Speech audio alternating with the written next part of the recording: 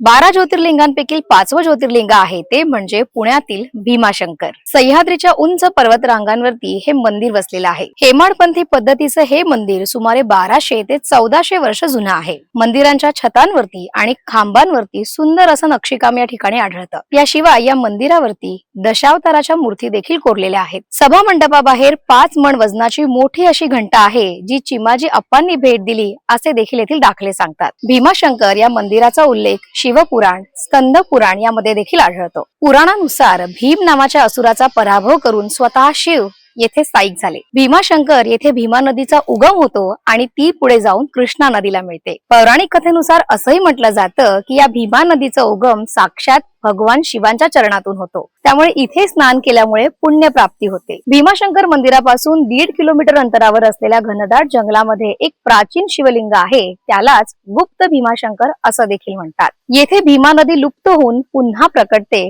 असा समज आहे। या ज्योतिर्लिंगाची नेमकी पौराणिक कथा कोणती आहे, चला आता ती जाणून घेऊयात।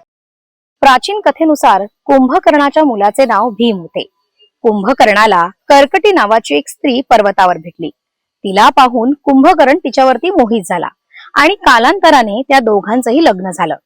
लग्नानंतर कुंभकर्ण लंकेत निघून गेला, परंतु त्याची पत्नी कर्कटी तेथेच राहिली। काही काळानंतर कर्कटीला भीम नावाचा एक मुलगा झाला।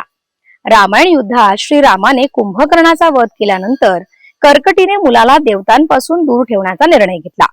भीम मोठा झाल्यानंतर त्याला आपल्या वडिलांच्या मृत्यूचं कारण समजलं आणि त्यानंतर त्याने देवतांचा बदला घेण्याचा निश्चय केला।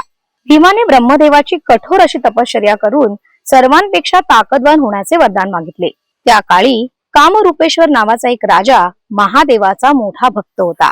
एके दिवशी राजाला महादेवाची पूजा करताना पाहून भीमाने राजाला महादेवाची नाही तर माझी पूजा कर असं सांगितलं। राजाने भीमाच्या आज्ञेचे पालन केले नाही, त्यामुळे क्रोधित झालेल्या भीमाने राजाला बंदी बनवलं। राजाने कारागृहातच शिवलिंग तयार करून त्याची पूजा करण्यास सुरुवात केली। भीमाला हे पाहून खरं तर खूप राग आला आणि त्याने तलवारीने शिवलिंग तोडण्याचा प्रयत्न केला। असे केल्यामुळेच शिवलिंगातून स्वतः महादेव प्रकट झाले। त्यानंतर भगवान शिव आणि भीम यामध्ये घोर युद्ध झाले। या युद्धामध्ये भीमाचा मृत्यू झाला। त्यानंतर देवतांनी महादेवांना कायमस्वरूपी येथे वास्तव्य करण्याची विनंती केली।